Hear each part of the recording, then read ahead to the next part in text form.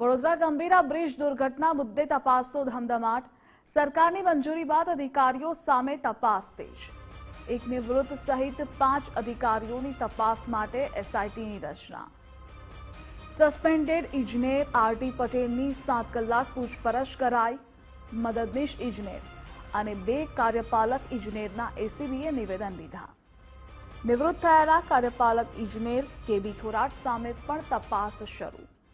Bridge બન્યો ત્યારથી અત્યાર સુધીની તમામ નિરીક્ષણનો રિપોર્ટ માંગ્યો।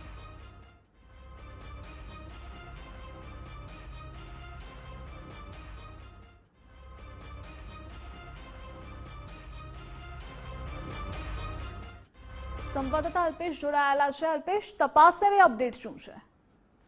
બિલકુલ ધ્રુવિશા, ગંભીરા બ્રિજ પર જે રીતે દુર્ઘટના ઘટી અને સરકાર દ્વારા પણ આ જે 4 ઇજનેરો હતા તેમને સસ્પેન્ડ પણ કરવામાં આવ્યા હતા અને ત્યારબાદ તમામ સામે ખાતાકીય તેમજ માલ મિલકતની તપાસ કરવા માટે સરકારની મંજૂરી છે તે મેળવવામાં આવી હતી।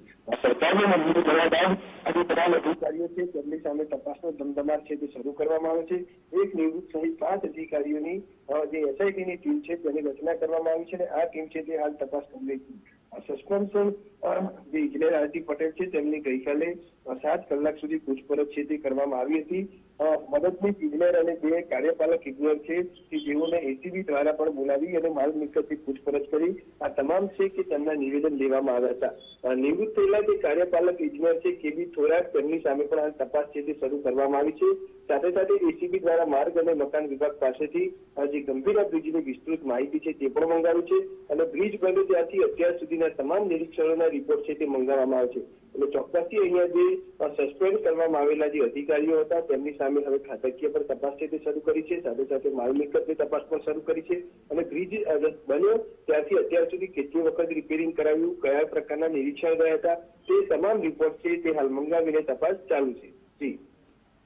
જી અલ્પેશ, જોડાવા બદલ આભાર આપનો।